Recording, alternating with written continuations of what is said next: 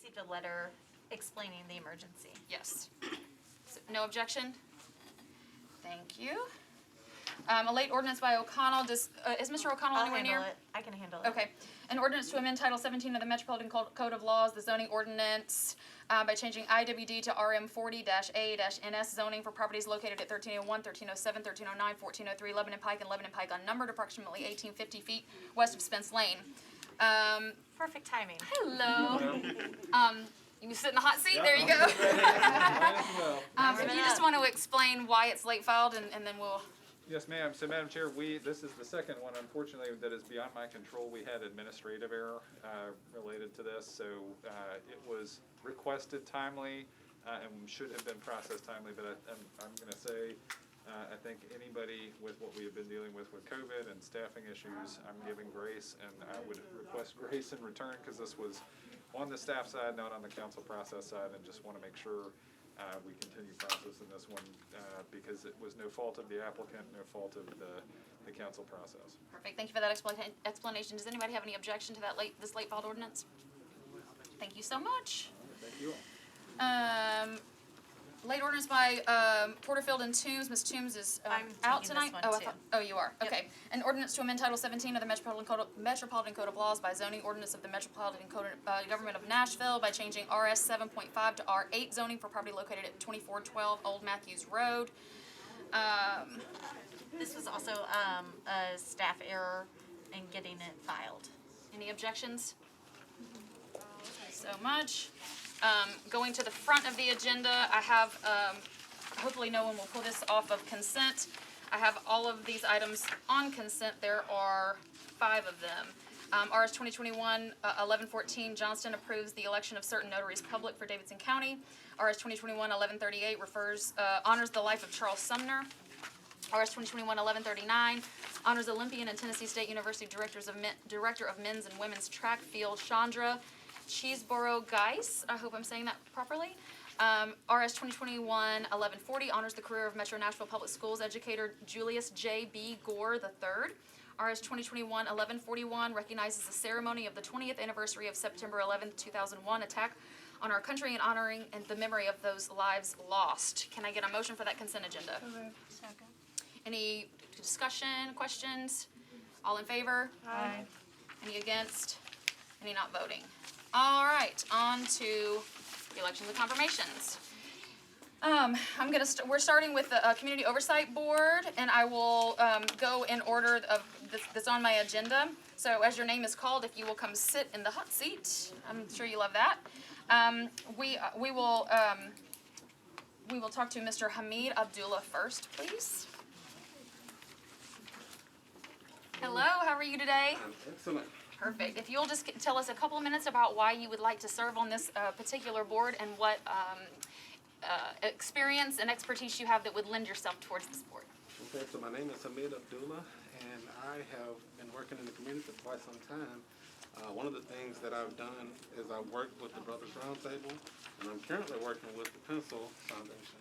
And so a lot of what we've done is we've gone into communities and we've held cleanups and we've done a lot of community projects, but it afforded us the opportunity to talk to a lot of the people in the community. And so one of the things that I felt like was when I was asked was that, you know, the best way to do something about it is to be involved.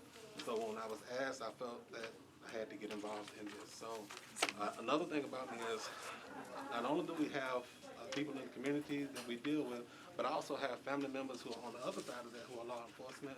My brother, he's in the sheriff's department.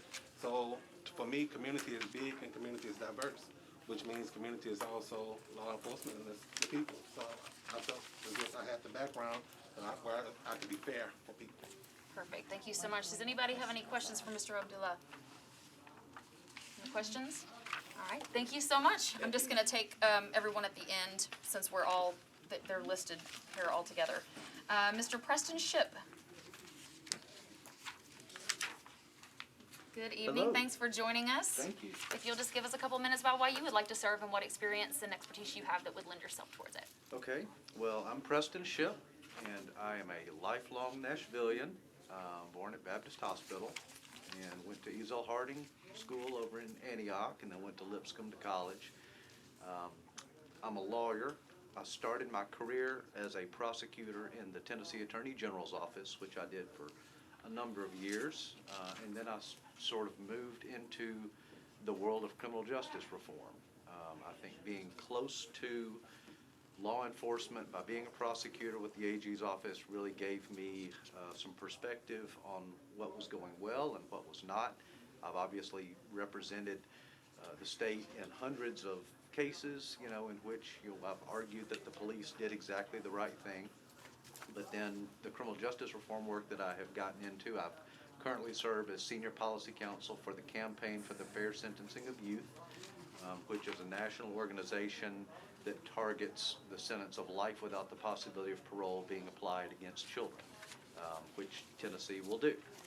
And so I think that seeing both sides of criminal justice work, I have friends who are law enforcement, but I've also marched, at the marches last summer.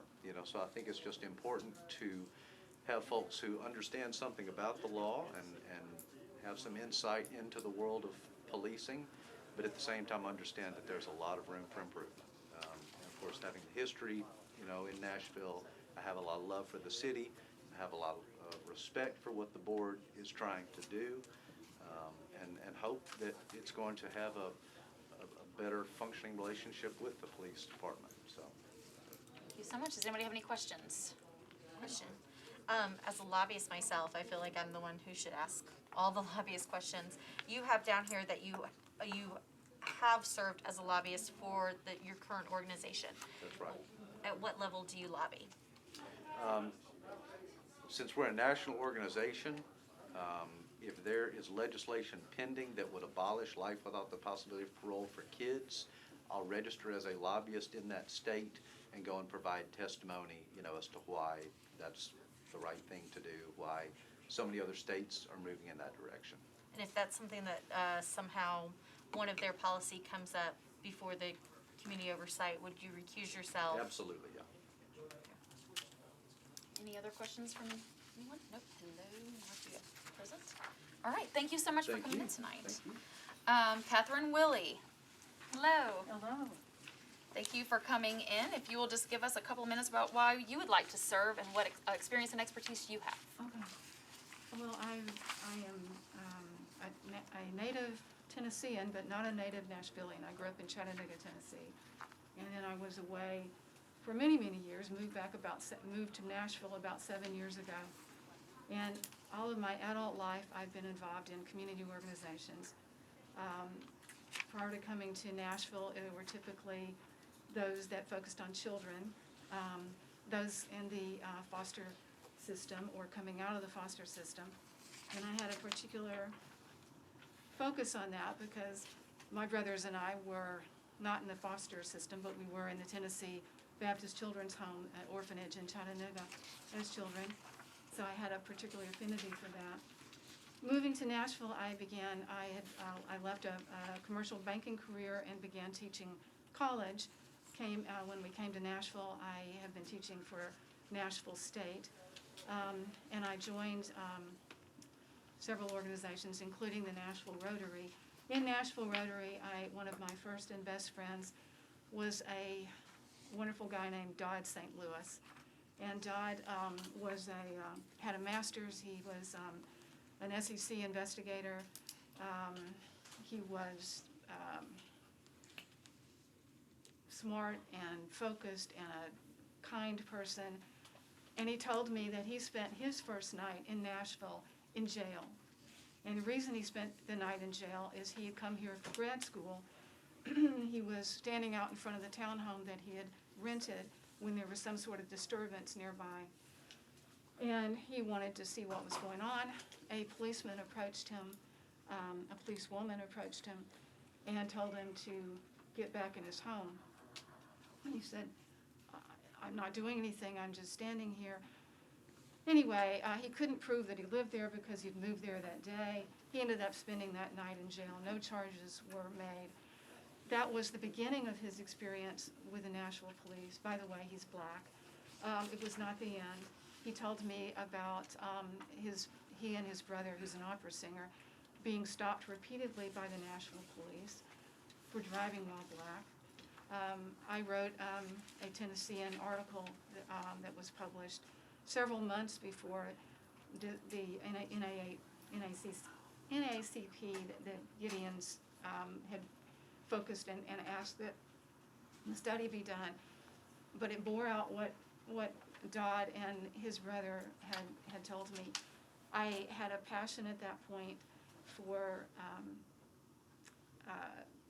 community oversight, which when it wasn't yet it was only in the planning stage at that point. But as soon as it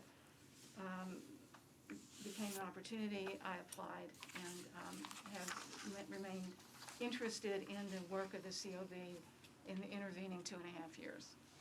Thank you so much. Does anybody have any questions? Sure. I am not familiar with Right on Women. Can you tell us more about the organization that nominated you? Sure. It is an OSHA, several of us met in 2 different OSHA writing classes. We wanted to keep up the encouragement for each other and support for each other that we had experienced during those 2 OSHA classes. And so I organized Right on Women about 4.5 years ago, and we've been a committed and supportive organization for each other since then. All right, does anybody have any questions? Any other questions?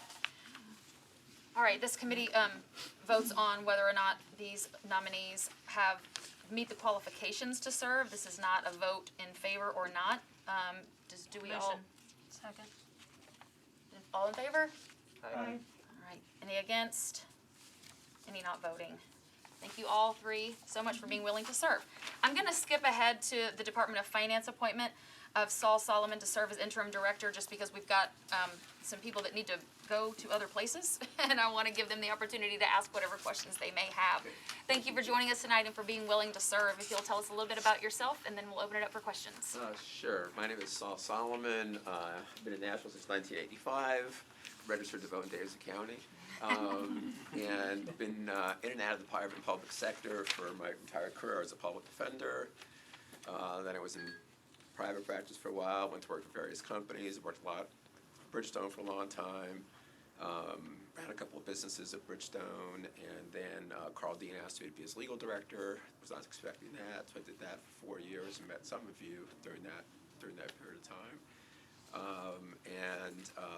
After his term was up, I went to work in a small law firm, which kind of we started up, and then the chair of MDHA, after the resignation of the director, asked me to be the interim head of MDHA. The chair is the former mayor of Nashville, Bill Purcell, and so I did that for the last 9 months. Friday was my last day. So anyway. Thank you so much. I know that Mayor Purcell, former Mayor Purcell, I know that you wanted to say a few words. I'll give you the opportunity to do that now if you'd like to. Well, thank you very much to the chair and to the members of the committee. You received a memorandum from former Mayor Carl Dean and me earlier today.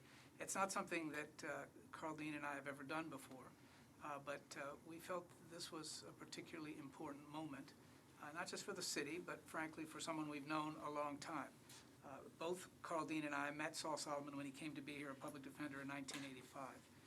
During the course of all the years since, we've been aware of, observant, and worked with him in the widest possible variety of ways. Carl, as his legal director, and me most recently, when we at MDHA, like the city now, needing someone to step up and fill a gap, Saul Solomon answered the call and came, and for the last 9 months has navigated and led an agency, $150 million budget, 350 employees, with large finance responsibilities. If he has a problem, he's humble. His description of his life and his qualifications don't at all state the full package. There is no question. He is a lawyer. He is a lawyer who has had clients. And there are many lawyers here, and the lawyers here have clients. But the question is not do you have clients. The question is, what is your integrity? What is your understanding of ethics? What is your understanding of the rules? How do you bring yourself into public service in the context of being a lawyer? In his entire life, in his entire career, there's never been any question at MDHA, in the legal department, or any time in between, about the integrity, the conscientiousness, and the concern. He meets the qualifications for the job, but more importantly, like the people here in this Metro Council, he's always stood up and answered the call when his city needed him. And Carl Dean and I hope and believe that you'll find him qualified for this interim position as finance director and confirm him. Thank you. Thank you so much. Do we have any questions from the committee first? I'll open it up to the committee. I have a general question. What is interim defined as in this appointment? I guess it's really a question for Mr. Jameson. Sure. So the charter notably does not list a interim finance director among its titled positions. The intention here, however, is that Mr. Solomon serve, I think I can guarantee, a period of weeks. Mr. Crumbo announced his departure at the end of June. The administration immediately began to go to work in early July, soliciting input from other members of the finance department, working with the HR department. I would pause here just for a second to note that if you consult with the HR director, Shannon Hall, who I think is watching us remotely, she would note that the average search duration for director level positions is usually measured in months, 3, 4, 5 months. So we've been at this for a little over 2 months. We believe we are at the final stages. Here is the difficulty for us, which I've shared with some council members one-on-one. It is not at all unusual when an applicant comes to the administration applying for a position that they have not told their current employer that they're looking. And we understand that. We've all encountered that in private practice. And we promise we're not going to be indiscreet with that information. We'll keep that confidential. And we have to maintain those confidences so that we get an attractive pool of applicants. So we're not in a position to name names, tell you who's number 1, number 2, number 3 on our list. But I can assure you, most assuredly, that Mr. Solomon has agreed to step in for a temporary period of time, and that'll be measured in weeks. We hope to have the permanent director nominee for your consideration by a meeting in October. So with all of that, it is clear we will refer to him as interim. He will refer to himself as interim. I know that's not a listed position in the title, but that is the intention, and we are extremely grateful to him for willing to step in, subject himself to this, and serve that role. Thank you. Councilmember Rutherford. This would also be for Mr. Jameson, I'm sure. But if Mr. Solomon is serving for a period of a few weeks and only a few weeks while the hiring process plays out, what is the purpose then of going through the confirmation process? Does the mayor not have the authority to just appoint someone on an interim basis and instead of going through this? Sure, that's a great question, and this is an issue that is brought to bear what you might look at as conflicting provisions within the charter. There's no specific provision. We do have a finance director who is required to essentially review documents that come to you that involve the expenditure of money to make sure Metro has the money. It does make clear that his designee can serve that function. Well, what if the director is not there at the time? Does the designee have to be redesignated each and every time? It's not clear. It is just not an absolute certainty under the charter. So what we've stated to council members is that, again, Mr. Solomon would be interim. This was discussed out in the hallway. I haven't even mentioned this to Mr. Solomon, but I think there would be an absolute comfort level. If council members have any concern that, oh, you're going to say a few weeks, but it'll go on months or years, I have to suspect Mr. Solomon, particularly now, would be more than willing to sign a letter saying, I'm going to resign as of November 1st. All we would ask for is, when that applicant is chosen, that person has to tell their current employer, sever those professional ties, go through the arrangements that any director has to go through finding a place to live in this market. We want to have as many weeks as possible to allow for that. But in the interim, we are concerned, Metro Legal is concerned, that if you do not have a finance director in that seat, then any expenditure of money that requires approval and authorization can't technically be signed off on. So to make sure, under a belt and suspenders approach, that there is not a moment's hesitancy to sign off on bond issuances, other expenditures, we have submitted that we need the finance director position filled, even though it's during this interim period. I had a concern that even though it was interim, I typically don't like the idea of naming an interim that I wouldn't name permanently. And your expertise is obviously in the legal field, and you've proven that beyond a shadow of a doubt. I wouldn't necessarily have an issue with this if it was normal, do we have, verifying funds and things like that. My issue is that next week we have a quite large bond issuance that's coming up with water bonds, over $700 million. And that's quite a big deal. I know there's a lot of people in this room that aren't necessarily familiar with that process, but it can change a lot of things when you go before those bond rating agencies, when they have the ability to change your bond rating based off of things that they see as unstable. Can you speak to your experience in any type of bond issuance, especially of probably that magnitude, that obviously would have a lasting effect? Okay, yes, I'd be happy to.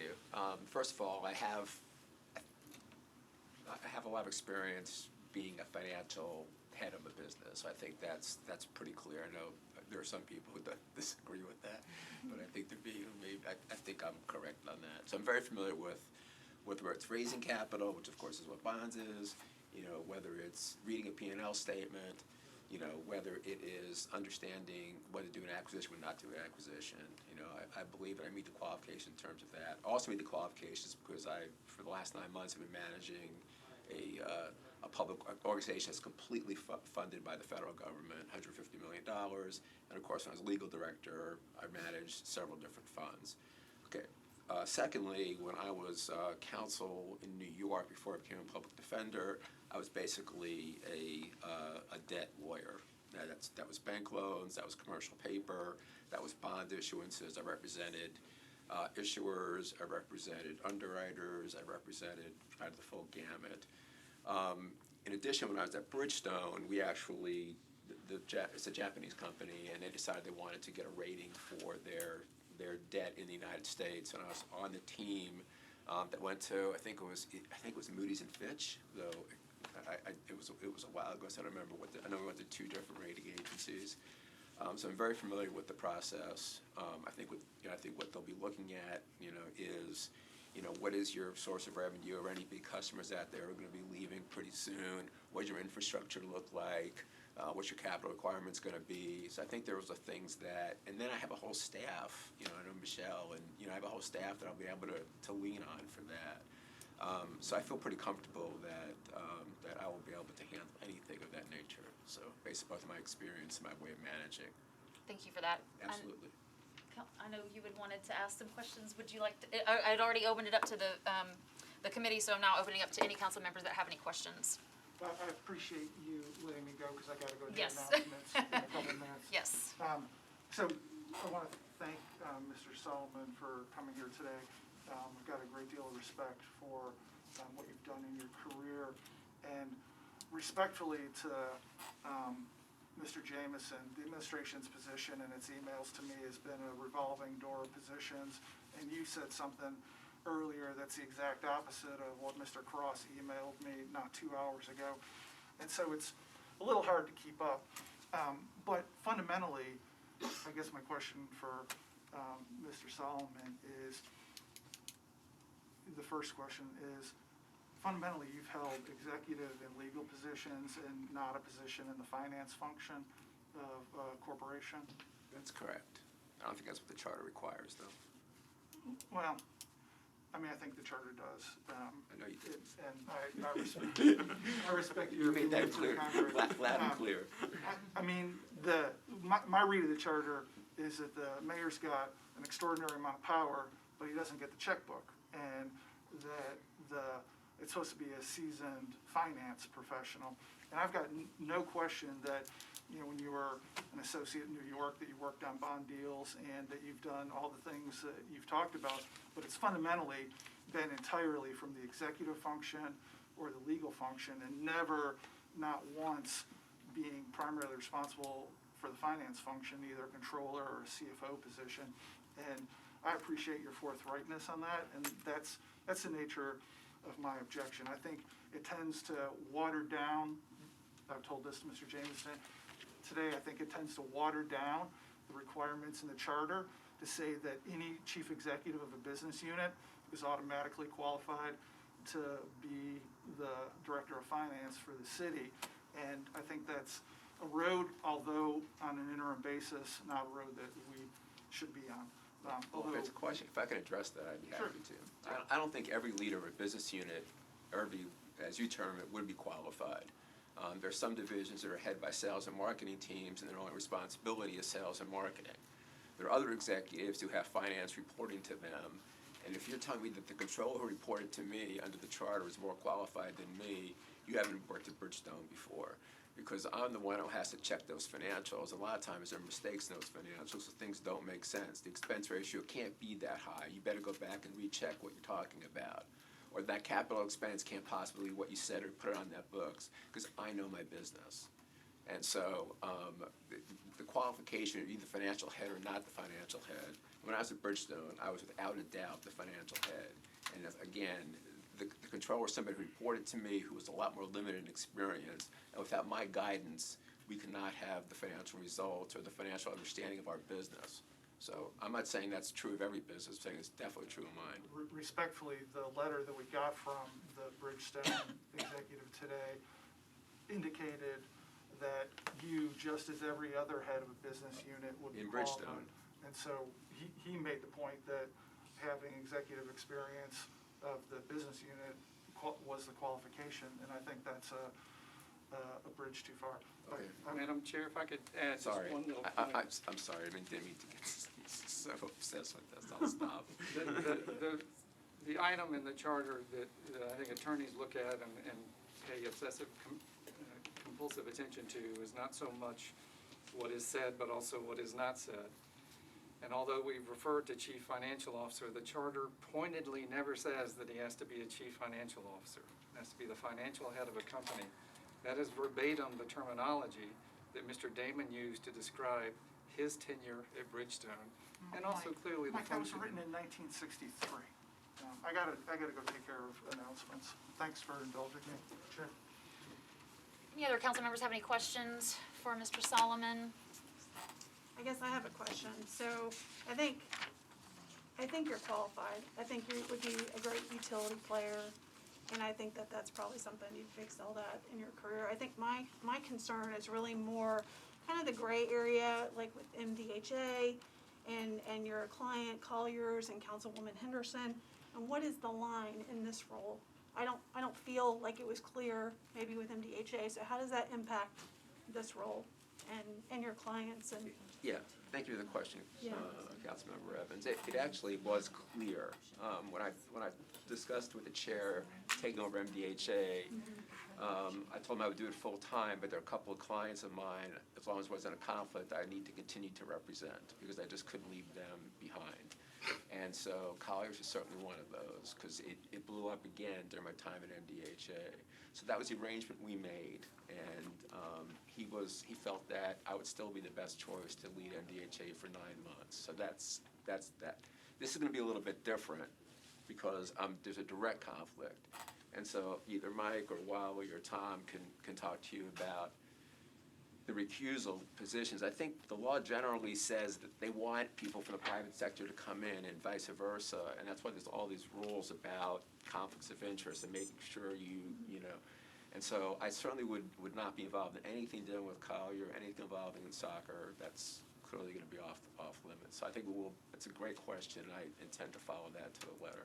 Councilmember, this does resonate through the legal profession because attorneys are not within the industry ever judged by the character of their clients, and that is a necessity so that we can have some fluidity within clients, within firms. There are attorneys in this room that have represented persons convicted of murder, convicted of heinous civil behavior. No one, it grieves you when you're at the cocktail party and they say, how could you represent that murderer? But the murderer was not known to be a murderer and had the right to an effective defense. What is key here is that throughout this discussions of the representation of Collier, not once has there been even the insinuation that Mr. Solomon stepped into anything in terms of ethical impropriety in his representation. He's vigorous, he's thorough, he's great, and that can be aggravating to people that don't like the clientele. But in terms of his ethical caliber, there is a board of professional responsibility that keeps diligent records of every attorney's broach of those standards, not a blemish. He is here for a reason, not just because of his stellar reputation and his credentials, but he is not going to let you down with respect to his recusal from Collier and any other client with which he had dealings in the private sector. How often is the procurement board meeting right now? I don't know if it's beyond monthly or not. I don't know if there's anyone here. But if your question is how many meetings would he be the director during which the procurement board lasts, my guess is 1, maybe 2 meetings. I think I only bring that up because I think it's important to note that we just expanded the board and we have 2 seats that will need to fill in. And if Mr. Solomon is recusing himself, just what the numbers would look like and if we'd be able to continue with. Right. And he recuses himself with respect to the particular client. Yes. Yeah. I have a follow-up on that, because it might give council members more peace of mind. On that procurement committee, I know on other committees, it can be the finance director's designee. Is that the case on procurement as well? I believe so. And so it probably would put some of these concerns that have been voiced. And so would you be willing to Absolutely. say that you will not serve on that board during this interim time and appoint a designee? That would make a lot of sense. I'd be happy to do that. If that's something that makes everybody feel better, and as long as it's legal and all that. Well, we've got him saying that. Is there any other board or anything? We want to go ahead and get this in there on the record. No, I'm kidding. I mean, I also work in a field where you pick and choose your clients. And I am held accountable for people that I have represented in the past because I chose to take that employment. Now, not everybody always has the choice to take employment or not, but I guess because there have been so many questions about Collier, could you explain a little bit more? I mean, I understand I have been in a situation where I would take, I needed the money and I maybe took a client that I'd be judged on later. But I tried to always do that moral check-in. And so knowing their history with Metro and things like that, could you just give us some more of your personal, I know we're here to talk about the charter and whether he qualifies or not, but to get to know you a little bit more for council members who might be hesitant, can you explain a little bit more your dealings I'll start of with why you this. put your name to Collier? Oh, yeah. I'll start. First of all, I'm very proud to represent Collier Engineering. Okay, so let's get that right out of the way. Nothing I'm running from. And secondly, one of the reasons why people go to law school is to represent people basically good people who have gotten into trouble, who might have made one mistake and have gotten very, very, very heavily punished for it. And so what you try to do is maybe even the scales a little bit. And they made, this is a company that's worked for Metro for over 20 years, whether it was Christmas Day, whether it was the flood. And I'm not really into cancel culture. Me, if you do one thing wrong, you're not canceled forever. And that famous picture of them with guests in the suite, that was a mistake. That was a mistake. That has been really their only mistake, in my opinion. And so, because of that, there's been it's just spun completely, in my opinion, out of control. And so, that's how I feel about Collier. If you ask anybody at Public Works, or anybody who's worked with them in water, Public Works, General Services, how hard they work, how much they care about what they do for the city, and how important this is for the city, then I think you'll get that same response. I know there are other people who disagree with that, and they feel very, very strongly about that, and I respect that. I have no problem with that. So, Thank you. you're welcome. Ms. Lady Henderson, you are recognized. Okay, so I'm going to follow up on Council Lady Murphy's question because, in private practice, you do, you can choose your clients. And so, you're asserting just, one thing, right? They just did one thing wrong. And so, here today, I think you're highlighting the extent to which you are willing to say things that are not accurate.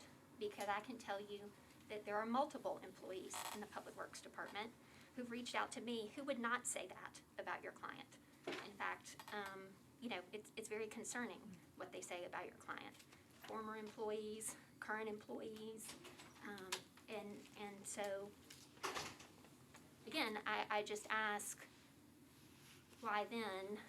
Because, I mean, respectfully, as far as A&E contracting with our city, this is the most notorious firm. And it's not just the suite at the Bridgestone. You're aware, it's more than that. It's scope creep on their procurement. It's unsubstantiated billing. So again, I think it does come to your judgment in choosing to defend them. And I just wonder, when they initially came to you to be a client, were you aware of some of those concerns? First of all, that's privilege, so anything that they said to me or was where I can't really I just mean discuss that. generally in the community, were you aware of any See. concerns about the firm when you took them as a client? No. Okay. Is it, yes, hello. If I could speak to this topic very briefly, I'm Wally Dietz, the Director of Law. I did compliance work for private companies for 38 years. They came to me because they wanted to know the law. I told them what the law was, what they had to do to comply with the law, and if I ever got the sense that they were not willing to follow my advice, the relationship would be severed. As Director of Law, I am glad that Collier Engineering has a lawyer of Saul's, Mr. Solomon's reputation, intellect, experience. Frankly, it's in Metro's best interest for Collier Engineering and other clients who have trouble meeting compliance standards from time to time to have the very best quality lawyers representing them. So I believe strongly that we as a city are better off because a lawyer of Mr. Solomon's quality is willing to be on that side of the engagement. It frankly makes it easier going forward in whatever happens with Collier Engineering or any other client, having a very, very competent ethical lawyer on the other side. Thank you. Anybody else have any questions or comments? Okay, just for the committee, does Mr. Saul Solomon meet the qualifications to serve as interim finance director? All in favor? Aye. Any against? Any not voting? Thank you so much, Mr. Solomon. Thank you. Absolutely. Okay, going back, sorry, we're all over the place. Oh, parking passes. Yeah, parking passes, if you need a I parking fell down, pass. I finally get these back and I fell down on my job immediately. Mayor, do you need one? Do you want to pass them out? Y'all are good? You can I'm show them good. where they are in the hallway too, I'm sure. Thank you very much. The next board we're going to consider is the Industrial Development Board, to fill the unexpired term of Ms. Ginger Hauser for a term expiring September 19th, 2023. The first nominee up is Jeff Carr. Hello, how are you? I'm pretty good. I may need to dump some ice on this seat. Hot seat to get in now. I'm telling you. Yeah, it is. Y'all are awesome. Well, I appreciate you coming in tonight, and thank you for sitting through that. If you will speak to just a couple of minutes, let us know why you would like to serve on that IDB and what your experience and expertise is that would lend yourself to it. Great. My name is Jeff Carr, and I'm also known as Jeff Obafemi Carr professionally, and I'm a Nashville native. I was born at Old Hubbard Hospital. When people say Hubbard, that's how you know they're from Nashville, because after that they say Meharry. I was there at Hubbard Hospital, moved into a little home that my mom and dad bought in South Nashville, which is now called 12 South. They struggled as day laborers to pay for that without their education, but they infused us with the ethic of hard work and vision and putting in for themselves. I didn't always listen to them, so that little $6,000 house was important to them, but I ended up going to Tennessee State after attending Metro schools. I got kicked out of one Metro school for being a knucklehead. Learned my lesson, graduated from another, went to school at Tennessee State University, ended up with honors and being a student body president. led some student movements there that ended up intersecting me with state government and bringing about $100 million to the campus in my early 20s. My wife is a Fiskite. We're both graduates of Metro Public Schools. We have 5 children. All of them are MMPS kids. In terms of what I bring to the table, whether it's my long career as either an artist or a community advocate or even a strategist, I have an ability to bring people together. So when I'm working for a client, whether it's the University of Missouri St. Louis and their education department, or whether it's the Discovery Theater as the Smithsonian, usually I'm the guy they bring in the room when you have Mr. Solomon and Mr. Mendez and you need them to walk out hand in hand. So my ability, one of my gifts has been to be able to... You're right on that. I'll look for it. I won't take the contract, it might be a conflict of interest. But I still want to watch. So as an administrator, a longtime nonprofit administrator, and now as a interfaith pastor, I deal with people from all different walks of life, executives, people of all colors, genders, orientations, and pull them together to do social good. So that's what my mission is. I served on the Arts Commission several years ago.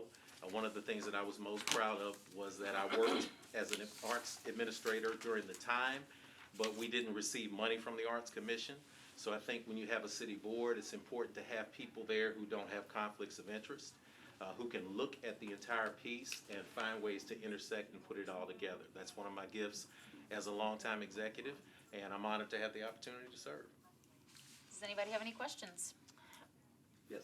For full disclosure, under your previous clients and partnerships, it is listed John Cooper for Nashville. Sure. Do you see that, or do you feel that there could be any conflicts there when the mayor is obviously wanting a deal to be supported by the Industrial Development Board? He's a previous client or partner of yours. Sure. How is that going to play out? Will you recuse yourself if the mayor is expressing a viewpoint? Oh, sure. I'd recuse myself.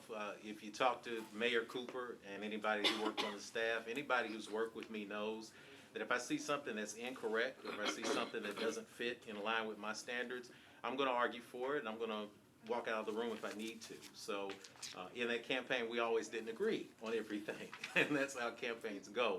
I've exercised that independence throughout my life, and most people know me that they'll know and they'll tell you that whether you like me or love me, you're going to find the same Jeff Carr in Bordeaux as you will in Belle Meade, and that's consistent. So I think it would only be right that if there was an issue that the administration was trying to push through that directly affected, my vote was hanging in the balance, it would be natural for me to recuse myself for that reason.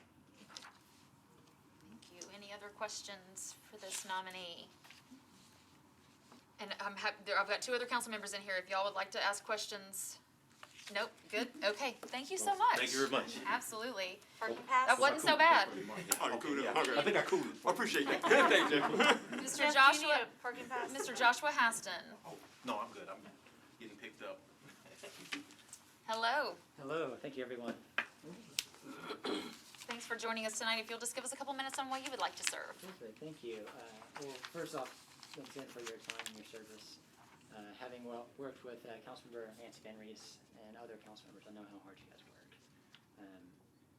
I want to serve because I come to Nashville. I mean, I'm a Tennessean as a former public school teacher, as a former urban planner, and now as an affordable housing advocate and affordable housing developer. I know how much Nashville needs good deals. I know how much Nashville and its people need jobs, and a lot of times I feel like the people that have lived in Nashville and made Nashville the great booming city that it is are left out of that conversation. And I want to be that active voice in the community that helps structure those deals, so it's not just the business that gets the benefit, but it's the people here. So if that's structuring the deals that come through on the mayor's desk or Courtney's desk, Courtney Polk's desk, how do we structure that deal so that public schools get that benefit, that affordable housing, the Barnes Fund, gets some money out of that deal? How can we funnel that money to make sure that everybody benefits, not just the company? It's not about slowing down the deals or preventing the deals, it's about getting the best deal for the people of Nashville. Having been a teacher, I know what it's like to not have fully funded classroom and bought supplies for my students. Having sat in a grad school classroom in urban planning position, having interviewed at the planning office when I moved here, I know what it's like. And sit in planning commission meetings. There was one 2 weeks ago until 11 o'clock. So I know what it's like when the rezonings, how those impact the neighborhoods. And so we really need to think about how these jobs, how these deals impact the neighborhoods as well. And then also, as an affordable housing developer and advocate, I've also sat on the side of the board and participated in pilots and ground leases in other municipalities. And in fact, next week I'll be in Baton Rouge arguing for a bond issuance for a project in New Orleans. So I know how much a pilot is worth to a project and why it's really needed or not needed. So how can we structure those deals so that we're getting the best for the community? Thank you. Does anybody have any questions? Okay, thank you so much. Mr. Mark Wright. Yes. Hello. Hello. How's everyone this evening? We are good. Thank you for coming in. Thank you. Got a pat on the shoulder. Oh, yeah. Well, I'm here. All right, just a couple of minutes of why you would like to serve and what experience and expertise you have. Sure. Name is Mark Wright, and I'm a Nashville native. I've been here all my life. I grew up I've been in two parts of North Nashville. Buena Vista, over the bridge. I grew up in North Nashville there, and I've lived in the urban core Germantown area, historic Buena Vista, for the last 20 years. So I have seen a transformation of what you can do with the development from a low stage into what we have now. My experience, I've got a degree in architecture, engineering, and technology. I've ran an engineering augmentation company for the past 27 years. Since 2006 to 2011, volunteered, and 2011 onward, I am the executive director of Be a Helping Hand Foundation, which is an affordable housing developer. So I've done deals where we've used community investment tax credits. I've had to bond in both organizations, the for-profit and nonprofit. We've had to use bonding to do projects, so I have experience in that. So my experience really lies in being able to look at a property and understand, hey, is this a great deal? Is this a good deal for the organization? And like I said, we do affordable housing, so we do a lot of partnering with Metro. We receive Metro lots, so we can evaluate and see, hey, is this a good lot that we should use for affordable housing? So my expertise would be the same when it comes to dealing with for-profit entities and whether or not, is this Metro lot suitable for that situation? And my affordable housing development experience will allow me to say, how can we bring different, assigned the gentleman before me, but how do we bring different facets into that development, not just for the for-profit side or the corporation side, but how do we help individuals that need affordable housing in neighborhoods? I've served on many boards and committees, so I have that experience of being able to use my judgment and knowing what is a good deal and what is not a good deal for an organization or for the city. I love the city. Like I said, I've been here all my life. I've served for years, and I want to continue serving. It gives me an opportunity to take what I've done for years, my experience, and bring it to serve Nashville even more. So I'm grateful for the opportunity to serve again. Thank you so much. Does anyone from the committee have any questions? Lady Hurt, you stepped in. Do you have a question? I do not have a question, but I do have a comment. Okay.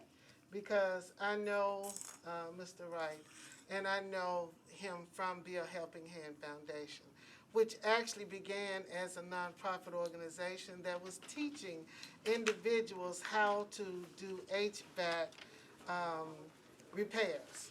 And the owner and founder of that organization suddenly passed away, and Mark Wright stepped up, and he took over that organization and turned it into a dynamo with no resources, but just his ability to work across the lines, build networks, connections, and work hard.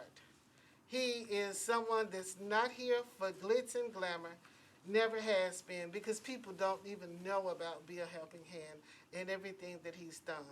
What I know is necessary, because I served on the IDB, is to have a heart for the people. And that's something that he has that I think he will bring to the table to make sure that he keeps consciousness within the deals and things that are made at the IDB level. So I am proud, and he is of the North Nashville community, has stayed there. He could be doing other things, but he has willingly given his time and his effort to the entire community, the expertise that he has. And I know with everything that he's built over these past 22 years, the IDB will be very, very fortunate to have him to continue to serve. And I can tell you that with the IDB, it has been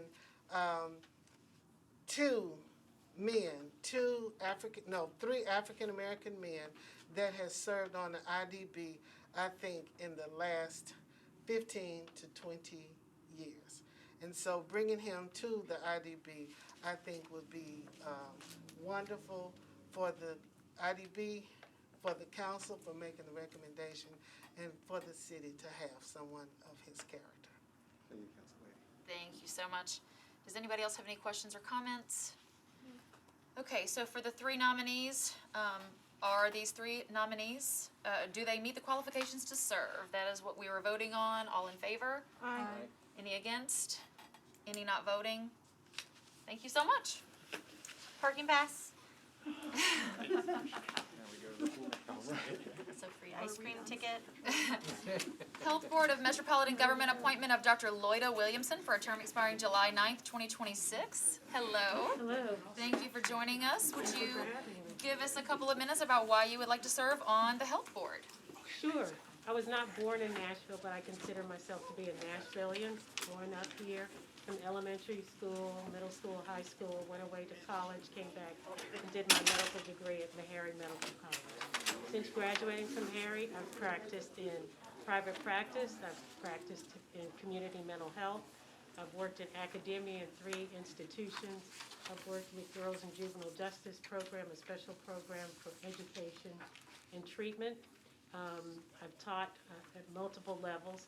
At the heart, I'm a community psychiatrist. I'm always engaged with the community, giving talks for churches, for elementary schools, just emphasizing the importance of not just treatment, but also prevention and early intervention. I came back to Nashville 5 years ago, really excited about the growth of the community. I'm at Meharry and really working to train medical students and residents, but also trying to maintain contact with my community. I think with the experience that I've had in working in multiple areas, private practice, community mental health, academia, working with foster children, just a wide variety of aspects, I have some experience that I can lend to the Board of Health to be able to improve our community.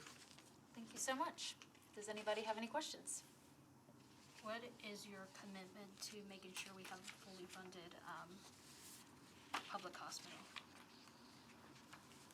What is my commitment to making sure we have a fully funded public hospital? You mean in terms of the county hospital? I am a provider there. We do, my department does psychiatric consultation at Nashville General Hospital. I think it's important that we understand how fractured our health care system and our mental health system is. And so we all have to work together. The hospital with the private hospitals, with our police force, all of these factors are very important. If we lose our county hospital, that would be a tremendous loss. Our private hospitals and our institutions cannot do what Nashville General Hospital does, regardless of where it's located. So I'm definitely committed. I know there's some difficult issues, financial relationships, but to lose that hospital would be a tremendous loss for our city. So I'm committed. Thank you. Do you feel it's a conflict of interest to be an employee there when so much of the health department and we have it come before us a lot, debating the financial resources there? Do you feel that is a conflict of interest to serve on the county health board and work at the county hospital? So I am an employee of Meharry, although we have, as chair of the Department of Psychiatry, I have an appointment at the hospital. So I'm not a hospital employee, but again, regardless of where I'm employed, there aren't enough psychiatrists and aren't enough providers, and so we're all gonna have to work together. And I'm committed to working on that relationship. Thank you so much. Any other questions? No? All right. Thank you, Dr. Williamson, for coming in. All in favor? Aye. Any against? Any not voting? Thank you so much for coming in. Thank you. Okay, our last nominee for the night, I think, because we've jumped all over the place. Stormwater Management Committee reappointment of Ms. Carrie Stokes for a term expiring July 8th, 2025. Hello. I'm sorry that you've had to, that was a long one. If you'll just give us a couple minutes on why you would like to serve on the Stormwater Management Committee. Sure, yeah, thank you for your time. So I'm Carrie Stokes. I came to Nashville to go to Vanderbilt, where I received my undergrad and master's degree in civil and environmental engineering. So I'm a professional licensed engineer. I've worked in the consulting business almost 25 years for a firm that is headquartered here in Nashville. So it is a reappointment, so I certainly appreciate the opportunity to serve on the Stormwater Committee to date. Really honored to work with the Stormwater staff and the committee to tackle issues of flood risk and water quality. And so that's what's kind of inspired me to continue to want to serve in that area. Thank you so much. Well, I'm hoping I get to work with the Stormwater Management Committee to take advantage of some of these dollars from the COVID-19, the what are they calling it? It's not CARES Act this time. The American Rescue Plan. I can't keep up with it. Since there are dollars there for infrastructure, and she and I have had our districts just pummeled from the March floods, and so that's near and dear to my heart. So I hope to work with you on that. So does anybody have any? Yes, ma'am. How many, on average, cases have you had to recuse in your previous term? Let's see, I've served 4 or 5 years, probably 3 or 4. But how many cases go before? Y'all meet maybe 3 times a year? Oh, no, we meet monthly. Monthly. And how many cases do you have per month? We have 3 to, well, it depends, 2 to 5 cases each month. There will be months where there aren't enough cases and they get pushed, so it's typically every month. We may miss a month or 2. But over the past, that math would be about 5 years-ish, 4 years-ish? Yeah, so You've total- only recused from maybe once per year? Yes. Okay. Any other questions? All right. All in favor? Any against? Any not voting? Thank you so much. Thank you. All right. Okay, did you need a parking pass? Oh, sure. That will come in handy, and anybody else that's hollering here, now. I know, she's the parking pass queen. Okay, proposed rules of procedure amendments, so, we should have had it printed out, but we did send it out. We had really good conversation at the special called meeting, and I think we came up, with something really good that is, as Councilman Mendez, I think, said, it was, before, it was too much squeeze for not enough juice. That's a good one I'm gonna use. And so now, I think we found some good balance in that we're going from 14 committees to 11 committees. It's a little bit more reflective of how the government is working now versus in 1963. And hopefully gives a little bit more, scheduling, easements. Who sent this out today, since we don't have it printed out? Who emailed it so we could actually have it before us to discuss? Friday. That would be Hannah. And I'm gonna get her to print that out. The one thing that we do need to discuss in rules, and that's what we were tasked with, is one committee name. It's either going to be named, stop. I've got all of them. I'm ready to make Yeah, this. okay, so it's either gonna be named, Public Facilities and Culture. And it all covers the same stuff, it's just what's the name gonna be? So, Public Facilities and Culture, or Arts, Entertainment, and Culture? No, Arts, Entertainment. Culture and public facilities. Arts, Culture, and Public Facilities, that. So, we just have to take a. Door get pushed? Yeah, that's. Larry's was Larry's. I love him, mine does too, there's no judgment there. So as I put in the email to everyone, the argument for public facilities and culture is that there are more public facilities that are handled in the committee than there are arts, entertainment, culture, whatever.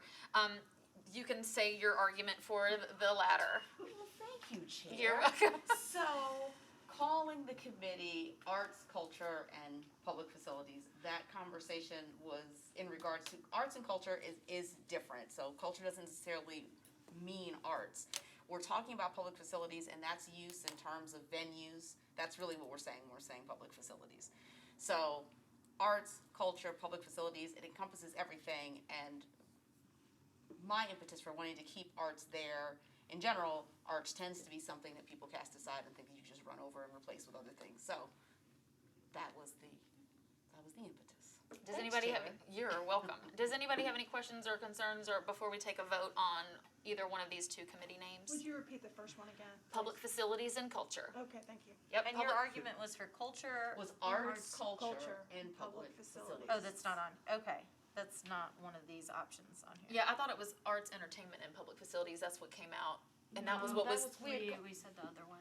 It's arts, Has culture, there and been public any facilities. talk about public spaces instead of public facilities, since it encompasses space instead of facilities, and that way we could vote on 4 things instead of 2 things? And have your No, facilities versus venues.